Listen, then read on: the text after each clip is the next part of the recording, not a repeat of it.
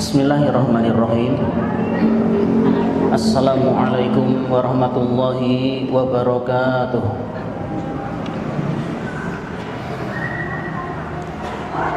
Alhamdulillahirabbil alamin wal 'aqibatu lil muttaqin wala 'udwana illa 'alal zalimin. Asyhadu an la ilaha illallah haqqul mubin wa asyhadu anna Muhammadan abduhu wa rasuluh da'iyan lil khalqi ajma'in. Allahumma salli wa sallim wa zid wa an'im ala nabiyyina Muhammadin wa ala alihi wa sahbihi wa man tabi'ahum bi ihsanin ila yaumiddin. Amma ba'd. Kaum muslimin dan kaum muslimat serta para pemirsa yang dirahmati Allah Subhanahu wa ta'ala, segala puji bagi Allah atas nikmat dan karunia yang telah dicurahkan kepada kita semua, sehingga dengan nikmat tersebut kita dipertemukan Allah di majelis taklim ini, yang mana kita berharap semoga Allah Subhanahu wa ta'ala menjadikannya sebagai amal soleh bagi kita semua, sehingga menjadi bekal kita menghadap Allah di hari akhir nanti. Kemudian salawat beriring salam semoga senantiasa tercurah kepada Nabi Agung Nabi Muhammad sallallahu alaihi wasallam, kepada keluarga beliau, para sahabat dan umatnya yang senantiasa mengikuti sunnah Nabi hingga hari kiamat nanti. Para jamaah yang dimuliakan Allah Subhanahu wa ta'ala, tema kajian kita pada sore kali ini apa? Apa temanya? Kau no temanya, Zat? Napa temanya para jemaah? Meraih keutamaan puasa Asyura. Saat ini kita berada di tanggal atau hari ke-10 di bulan Muharram, bulan Asyura. Maka perlu kita mengangkat sebuah tema yang sangat bermanfaat kali ini untuk kita semua, bermuara atau bersumber dari firman Allah Subhanahu wa ta'ala. Allah Subhanahu wa ta'ala berfirman di dalam surah At-Taubah ayat 36. At-Taubah ayat 36. Allah berfirman, "Inna iddatasy syuhuri 'indallahi 12 syahra fi kitabillah yauma khalaqas samawati wal arda minha arba'atun hurum dzalikat dinul qayyim fala tadzlimu fihinna anfusakum wa qatilul musyrikina kaffah kama yuqatilunakum kaffah wa'lamu annallaha ma'al muttaqin." Sesungguhnya jumlah bulan menurut perhitungan Allah ada 12. Ini bulan Hijriyah, bukan bulan Masehi, ya, tapi bulan Hijriyah. Sebagaimana dalam ketetapan Allah, pada waktu Dia menciptakan langit dan bumi, di antaranya ada 4 bulan haram. Itulah ketetapan agama yang lurus. Maka janganlah engkau menzalimi dirimu sendiri di bulan 4 yang haram tadi, dan perangilah kaum musyrikin, kata Allah, sebagaimana mereka memerangi kalian semua, dan ketahuilah Allah bersama orang-orang yang bertakwa. Kaum muslimin dan kaum muslimat yang dimuliakan Allah Subhanahu wa ta'ala, ini dasar kita di dalam kajian ini, bahwasanya Allah Subhanahu wa ta'ala menciptakan bulan itu ada 12. Dari 12 bulan tadi ada 4 bulan yang haram. Nah, makna haram itu apa? Nanti pembahasannya. Apakah haram jika dikerjakan dapat dosa, kalau ditinggalkan dapat pahala, atau yang bagaimana? Maka kita simak pembahasan selanjutnya nanti. Para ulama ketika mereka membahas keutamaan puasa Asyura, tidak lepas berkaitan dengan pembahasan sejarah dan keutamaan puasa Asyura tersebut. Maka kita membagi pembahasan kajian kita menjadi 2 pembagian. Yang pertama, bagaimanakah sejarah puasa Asyura? Kemudian pembahasan kedua mengenai apa saja keutamaan pada puasa Asyura. Para jemaah yang dimuliakan Allah Subhanahu wa taala, kita mulai dari pembahasan yang pertama, dari sejarah puasa Asyura. Setidak-tidaknya ada 3 poin yang anak kita bacakan. Poin yang pertama, makna bulan Muharram, atau tadi kita sebutkan adalah bulan yang haram tadi. Apa sih maknanya gitu, okay? Maka bulan Muharram ialah bulan yang dimuliakan oleh Allah Subhanahu wa taala. Napa para jamaah? Bulan haram itu bulan yang dimuliakan. Jadi bukan bulan yang penuh dosa, bukan. Akan tetapi bulan yang dimuliakan Allah Subhanahu wa taala. Seperti penjelasan sahabat yang mulia Abdullah bin Mas'ud radhiyallahu anhuma, hal itu dinukilkan oleh Al-Imam Ibnu Katsir di dalam kitab Tafsir Al-Qur'anil Azim beliau ketika menafsirkan firman Allah taala di atas. Di atas itu tadi surat apa? Surah apa? At-Taubah ayat 36. Masya Allah. Pada ayat yang berbunyi fala tadlimu fihinna anfusakum, maka janganlah kalian mendzalimi diri kalian di dalam bulan yang 4 itu. Kemudian sahabat yang mulia Abdullah bin Abbas radhiyallahu anhuma menafsirkan fi kullihinna thumma ikhtassa min dzalika 4 ashhurin faja'alahunna harama wa idha hurmatihinna wa ja'ala dzamba fihinna a'zama wal amala salihah wal ajra a'zama. Kata Al-Imam Abdullah bin Abbas radhiyallahu anhuma, beliau menafsirkan ayat yang kita bacakan tadi, janganlah kalian mendolimi diri kalian pada bulan-bulan haram tersebut. Maknanya adalah janganlah kalian menganiaya diri kalian di seluruh bulan. Berarti nggak sebatas 4 bulan saja. Yang disebut menganiaya itu adalah berbuat dosa, para jamaah. Melakukan perbuatan dosa, baik dosa yang berkaitan dengan sesama manusia atau dosa yang berkaitan antara manusia kepada penciptanya, yaitu Allah Subhanahu wa ta'ala. Abdullah bin Abbas radhiyallahu anhuma, beliau memberikan penjelasan bukan terbatas 4 bulan yang diharamkan Allah atau yang dimuliakan Allah saja, akan tetapi kita dituntut bertakwa, dituntut tidak menzalimi sesama manusia, dituntut tidak menzalimi Allah. Piye caranya menzalimi Allah?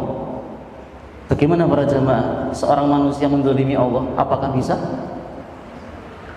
Tidak bisa. Tidak bisa. Allah nggak bisa kita zalimi. Nauzubillah min dzalik. Ya, karena kita adalah makhluk yang lemah, sedangkan Allah zat sang pencipta yang perkasa. Maka kata beliau selanjutnya, kemudian Allah mengkhususkan 4 bulan sebagai bulan-bulan haram, yaitu bulan yang dimuliakan.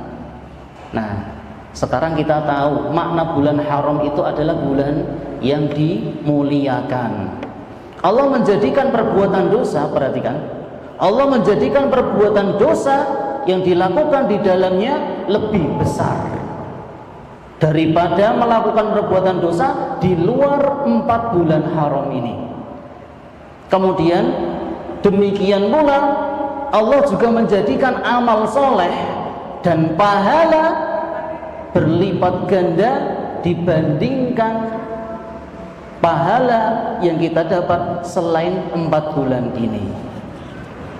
Ini poin yang pertama dari pembahasan sejarah puasa, ya. Kemudian poin berikutnya masih di sejarah puasa Asyura. Poin yang kedua, Asyura adalah hari kepinten? Ke-10. Asyura itu adalah hari ke-10 pada bulan apa para jemaah niki? Muharram. Ini bukan bulan Juli. Memang bulan Juli, tapi bukan itu yang kita inginkan. Hijriyahnya. Ya. Jadi Asyura itu adalah hari ke-10 pada bulan Muharram. Ya. Dan bulan Muharram termasuk salah satu dari bulan-bulan yang dimuliakan Allah Subhanahu wa ta'ala. Jadi yang namanya hari Asyura itu bukanlah hari Idul. Ya, Idul itu adalah hari raya. Hari Asyura bukanlah hari raya. Dalam agama Islam, tanggal 10 sasi Suro niku, hari ke-10 dari bulan Muharram bukanlah hari raya Id bagi umat Islam, sehingga harus merayakannya secara berlebihan sebagaimana yang dirayakan oleh sebagian orang. Mereka menganggap hari ke-10 itu adalah hari duka cita, sehingga mereka menganggap hari ke-10 itu bertepatan dengan kematian cucu Nabi tercinta Al-Husain bin Ali bin Abi Thalib radhiyallahu anhuma. Sehingga mereka meyakini hari atau tanggal 10 Asyura itu adalah hari sial, hari naas. Kenapa Al-Husain bin Ali dibunuh? Ya, biasanya mereka merayakan hari-hari ini di negeri Karbala dengan memukulkan senjata tajam ke badan, ke tubuh mereka. Kemudian mereka juga membawa pisau atau golok yang mereka pukul-pukulkan di kepala mereka sampai dadanya mengalir. Ini kalau keyakinannya nggak sesat, nggak mungkin dilakukan. Islam itu melindungi jiwa. Dalam agama Islam, mendolimi diri sendiri hukumnya haram. Allah berfirman, wala tulqu bi aydikum ila tahlukati wa ahsinu. Jangan sampai kalian menceburkan diri kalian ke dalam jurang kebinasaan. Atau bahasa Jawa ini, janganlah kalian bunuh diri. Ya, itu. Bunuh diri dalam agama Islam hukumnya haram. Ini ada sekelompok yang mereka meyakini perbuatan menyakiti diri itu mendapatkan pahala besar. Ini berkontradiktif, bertolak belakang dengan ajaran Nabi Muhammad sallallahu alaihi wasallam. Siapa mereka? Mereka adalah orang-orang Syiah, ya. Baik. Kemudian kita kembali kepada bulan yang dimuliakan Allah. Bulan yang dimuliakan Allah ada berapa tadi? Ada 4. Al-Imam Al-Baghawi rahimahullah, beliau menjelaskan bulan yang 4 itu di dalam kitab beliau Tafsir Al-Baghawi, menafsirkan dari ayat di atas tadi. Surah apa? Surat apa tadi? At-Taubah ayat pinten? 36. Ojo berubah nggih. Ampun berubah. Jangan berubah-ubah. Dari itu tetap sama itu. Imam Al-Baghawi rahimahullah, beliau menjelaskan minha arba'atun hurum, di antara 4 bulan 12 bulan yang Allah ciptakan, ada bulan haram. Minasyuhuri arba'atun hurum wa hiya Rajabun wa Dzulqa'dati wa Dzulhijjati wal Muharram. Ana sekawan. Apa mawon? Rajab, Dzulqa'dah, Dzulhijjah, Muharram. Tadi penjelasan yang sudah lewat. Siapa saja yang berbuat dosa pada bulan haram ini, dosanya akan dilipat gandakan. Sebaliknya, barang siapa yang beramal soleh pada bulan haram ini, maka pahalanya juga akan dilipat gandakan. Dan sekarang ini kita ada di bulan Muharram. Pripun para jamaah? Milih taat apa maksiat? Anu Ustaz itu bukan pilihan itu keniscayaan, gitu ya. Kaum muslim taat itu keniscayaan, ya, harus, wajib, ya. Baik. Kemudian poin berikutnya yang ketiga, masih pembahasan sejarah dari puasa Asyura. Ringkasannya, Asyura itu melewati 4 tahapan. Ya, jadi hukum pelaksanaan puasa Asyura itu ada 4 fase dalam agama Islam. Fase pertama, Nabi SAW berpuasa Asyura di kota Mekah, dan Nabi tidak memerintahkan puasa Asyura kepada para sahabat. Jadi hukum puasa Asyura wajib bagi sinten?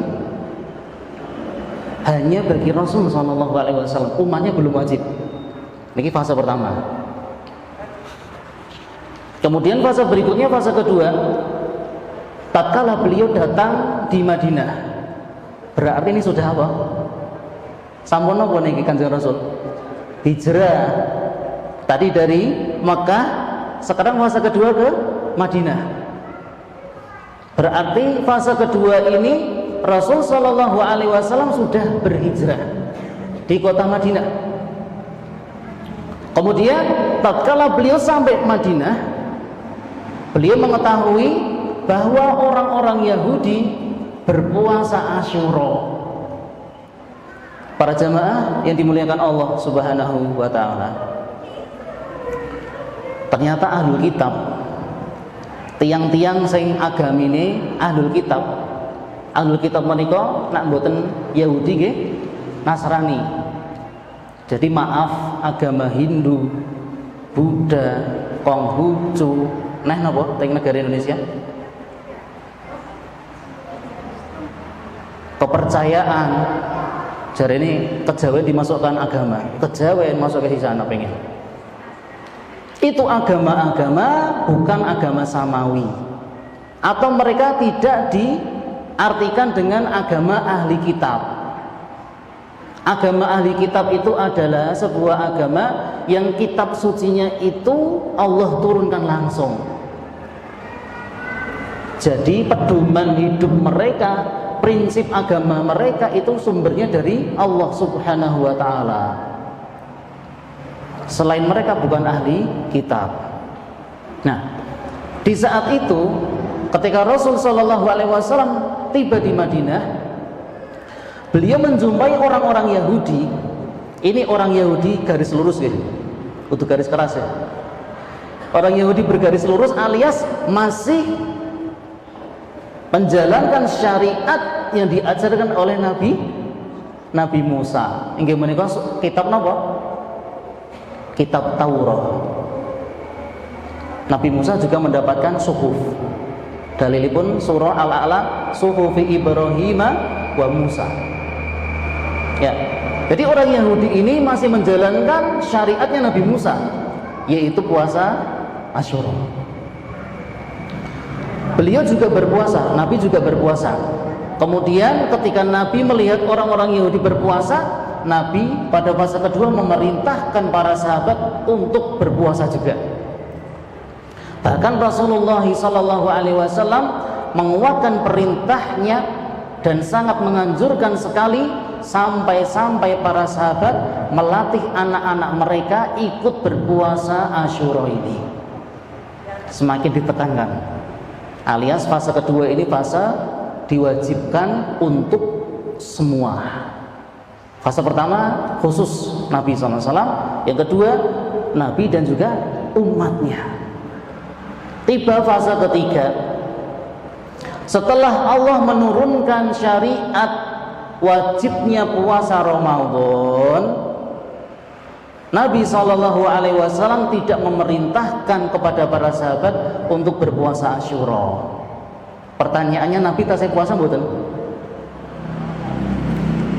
Fase ketiga ini Nabi masih puasa apa enggak? Masih, para jemaah. Nabi masih puasa. Ya. Tapi yang tidak diperintahkan puasa sinten? Umatnya. Para sahabat tidak diperintahkan atau tidak diwajibkan untuk berpuasa Asyura. Hanya Nabi saja. Kenapa? Karena Allah telah mengganti puasa yang wajib dengan puasa Ramadan. Begini paham nggih? Kemudian Nabi membiarkan perkara puasa Asyura kepada para sahabat. Nabi tidak melarang dan Nabi tidak memerintahkan. Ketika Nabi melihat sebagian sahabat yang menjalankan puasa Asyura, beliau tidak melarang. Dan Nabi ketika melihat sahabat yang tidak berpuasa Asyura, beliau tidak memerintahkan. Dibiarkan oleh Rasul sallallahu alaihi wasallam. Kemudian datang fase terakhir, yaitu fase keempat. Pada hari menjelang wafatnya Nabi sallallahu alaihi wasallam, beliau bertekad untuk tidak hanya berpuasa pada hari ke-10 atau puasa Asyura saja, namun juga menyertakan hari yang ke-9-nya, yaitu hari Tasu'a. Kapan Tasu'a? Kemarin pas hari Kamis. Ustadz, udah terlanjur Ustadz nggak puasa hari Tasu'a, berarti Asyura nggak usah saja. Justru yang Asyura itu yang lebih ditekankan para jamaah. Ustadz, bos kasep Ustadz datang dalam kondisi nggak puasa, ya berarti tahun depan. Oke, tahun depan. Berarti nanti nggak dapat takjil, ya nggak puasa. Baik. Agar apa? Agar berbeda dengan puasanya orang-orang Yahudi. Hal itu disampaikan oleh Syekh Abu Malik Kamal bin Sayyid di dalam kitab beliau Sahih Fiqh Sunnah. Beliau menukilkan wa qad dzhabal Imam Malik wa Syafi'i wa Ahmad ila istihbabil jam'i baina siyami tasi'i wal 'ashiri minal muharrami hatta la yashtabiha bil yahudi fi ifradil 'ashiri. Imam Malik, Imam Syafi'i, Imam Ahmad bin Hanbal rahimahumullah, mereka bersepakat bahwa disunahkan melakukan puasa hari ke-9, yaitu Tasu'a plus yang Asyura, agar tidak menyerupai puasanya orang Yahudi. Ustadz, saya terlanjur Ustadz hanya Asyura saja, apakah saya mendapatkan dosa besar? Nah, di sini perlu perhatiannya para jamaah. Larangan tasyabuh di sini hukumnya makruh, bukan sampai derajat nopo haram. Oke. Tasyabuh di sini bermakna hukumnya makruh, wallahu taala alam bisawab. Ngoten nggih. Kemudian dalil bahwasanya Rasul sallallahu alaihi wasallam akan berpuasa pada tanggal 9 di tahun depan. Kata Abdullah bin Abbas, hina shoma Rasulullah sallallahu alaihi wasallam Asyura'a wa amara bisiyamihi, qalu ya Rasulullah innahu yauman tu'adzimuhul yahudu wa nasara. Tatkala Rasulullah sallallahu alaihi wasallam berpuasa pada hari Asyura, beliau memerintahkan para sahabat nderek puasa. Ayo pada poso. Ya. Kemudian para sahabat komentar, "Duh Kanjeng Rasul, bukankah puasa Asyura itu mirip puasanya orang Yahudi dan Nasrani, karena mereka mengagungkan hari ke-10 pada bulan Muharram. Ya. Maka kata Rasul sallallahu alaihi wasallam, fa in kanal amul muqbil insyaallah sumnal yaumat tasi. Insyaallah tahun depan kita praktek berpuasa hari Tasu'anya. Ya. Kata Ibnu Abbas radhiyallahu anhuma, falam ya'til amul muqbil hatta tuwfiya Rasulullah sallallahu alaihi wasallam. Ternyata belum sampai tahun depan Nabi sallallahu alaihi wasallam sudah sedo duluan. Sallallahu alaihi wasallam. Ini isyarat bahwasanya Kanjeng Rasul, beliau sallallahu alaihi wasallam akan berpuasa di tahun depannya hari ke-9. Oke. Hadis riwayat Imam Muslim. Kemudian pembahasan berikutnya yang kedua para jamaah berupa keutamaan puasa Asyura. Saya kumpulkan ada 4 poin yang bisa saya kumpulkan. Yang pertama, puasa Asyura menghapus dosa 1 tahun yang lalu. Rasulullah sallallahu alaihi wasallam bersabda, "Shiyamu yaumi Asyura'a ahtasibu 'ala Allahi an yukaffira sanata allati qablah." Rawahu Muslimun. Puasa Asyura, kata Nabi, aku memohon kepada Allah, aku berdoa kepada Allah agar dapat menghapus dosa setahun yang lalu. Hadis riwayat Imam Muslim.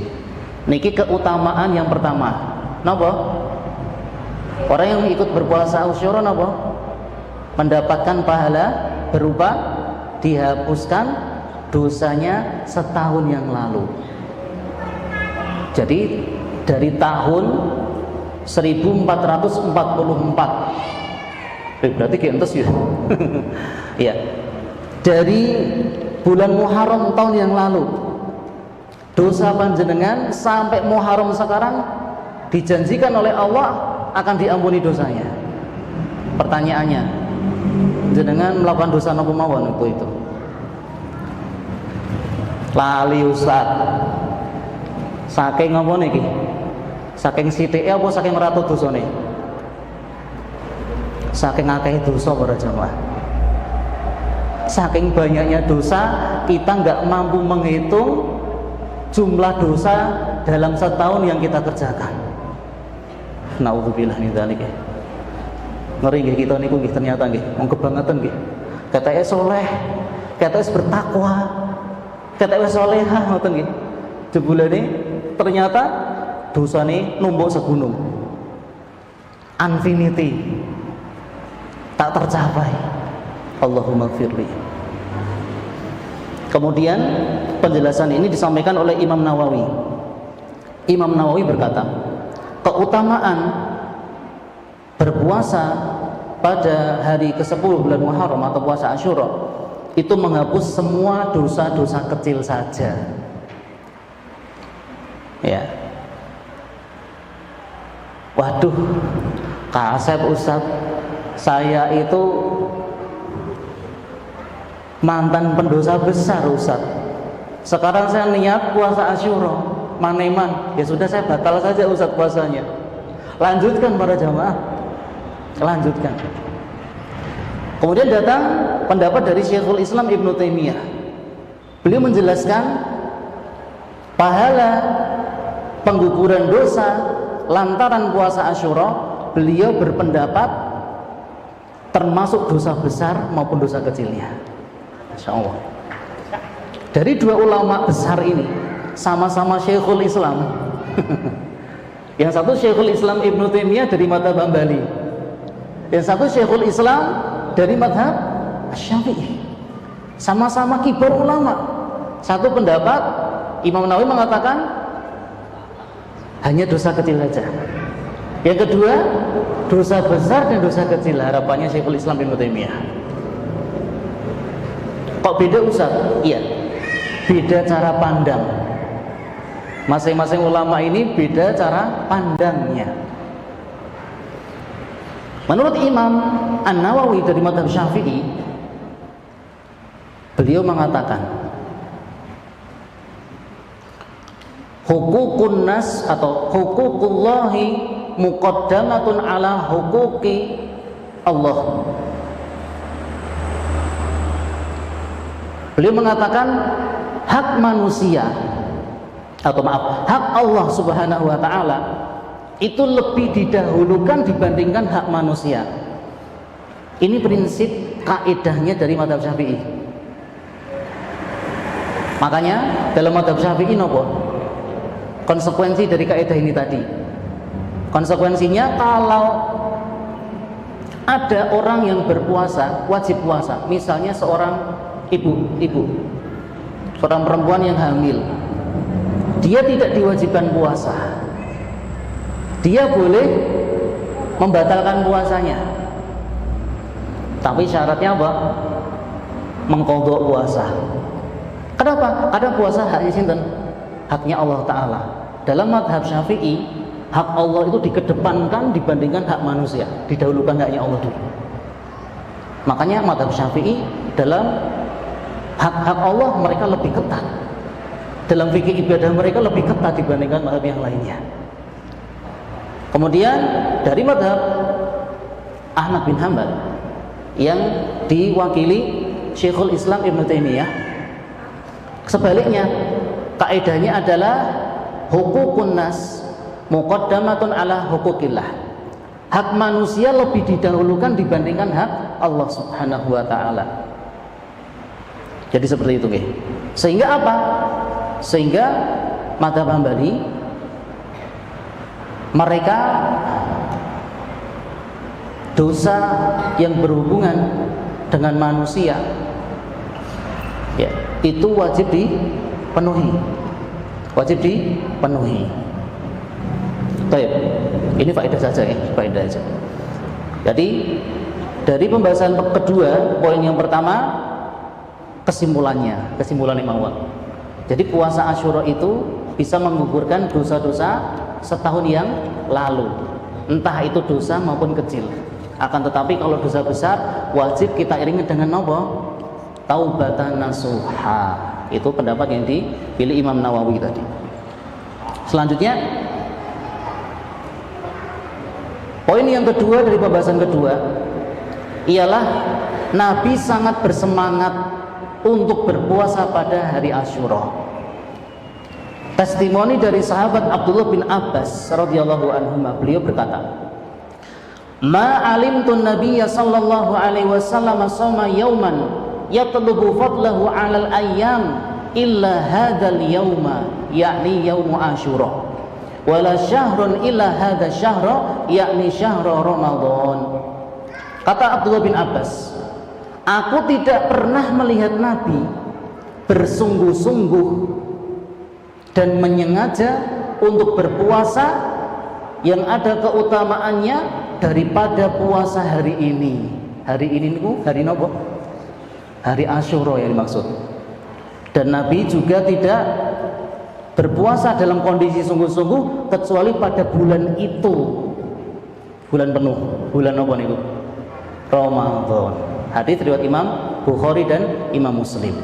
Jadi kesimpulannya pada poin kedua ini, Nabi bersungguh-sungguh satu hari dalam puasa ialah hari Asyura, dan Nabi bersungguh-sungguh puasa sebulan penuh pada bulan Ramadan. Kemudian poin berikutnya yang ketiga sebelum terakhir, poin ketiga ini, Asyura itu bertepatan pada bulan haram, yaitu Muharram. Tadi kita sudah nukilkannya. Kata Nabi SAW, "Afdhalus siyami ba'da Ramadhana syahrullahil muharram." Rawahu Muslimun. Puasa yang paling afdol setelah puasa Ramadan yaitu puasa di bulan Allah Al-Muharram. Kata para ulama ialah hari ke-10 pada bulan Muharram, yaitu hari Asyura. Hadis riwayat Imam Muslim. Kemudian poin terakhir sebelum kita akhiri,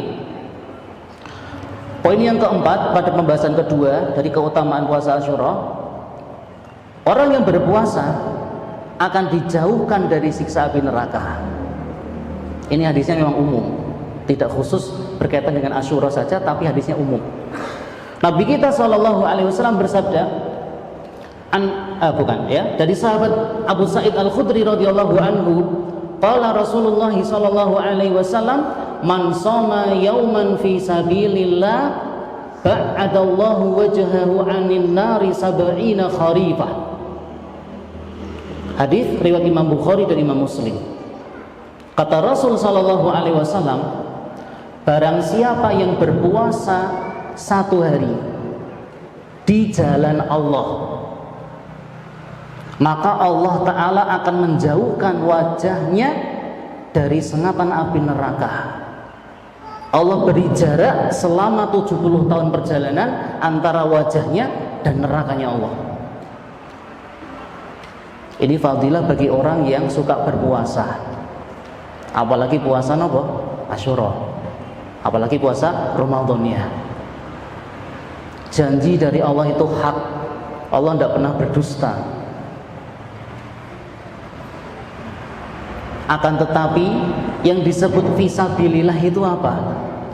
Kata Syekh Abdul Aziz bin Baz rahimahullah, yang dimaksud barang siapa yang berpuasa di jalan Allah adalah fi ta'atillah, fi ibtigha wajhillah, la riya'an wala sum'atan. Yang disebut berpuasa di jalan Allah itu adalah puasa karena ketaatan kepada Allah, karena ikhlas, karena mengharap wajah Allah, bukan sebab riya, mencari pujian orang, bukan juga sebab mencari ketenaran, sebab dibicarakan orang lain. Itu yang disebut fi sabilillah. Maka para jamaah yang semoga dimuliakan Allah Subhanahu wa taala, judul kajian kita nopo? Meraih keutamaan puasa Asyura. Keutamaannya ada 4 tadi. Maka bagaimana cara meraihnya? Ya melakukan puasa Asyura toh. Bagi yang tidak puasa Asyura, dia terhalang mendapatkan keutamaan ini. Iya toh. Mosok Mary bukan pada tempatnya ini. Maka praktekan yang hari ini belum sempat puasa Asyura, tahun depan Tasu'a dan Asyura. Berharap pada Allah Subhanahu wa taala. Dan cara mendapatkan keutamaan ini adalah dengan mentauhidkan Allah Subhanahu wa taala. Eman seseorang berpuasa tiba di akhir tahun dia malah mainan apa?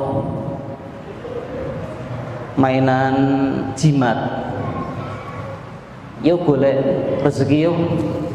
Subhanallah. Ya, mencari persugihan. Lah puasanya hancur semua tadi. Yang dia geluti puasa bukan hanya puasa Asyura, seluruh ibadah amal soleh yang ia kerjakan semuanya ikut hancur sebab perbuatan syirik. Maka bagaimana cara mereka utaman puasa Asyura? Pertama dengan puasa Asyura, kedua dengan mentauhidkan Allah Subhanahu wa taala, yang ketiga puasanya kita ikhlaskan mengharap ridho dan pahala dari Allah Subhanahu wa taala. Demikian para jamaah yang dimuliakan Allah, semoga yang sedikit ini bermanfaat buat kita semua. Mohon maaf atas segala kekurangannya. Kita tutup dengan doa subhanakallahumma wa bihamdik asyhadu an la ilaha illa anta astaghfiruka wa atubu ilaik. Wassalamualaikum warahmatullahi wabarakatuh.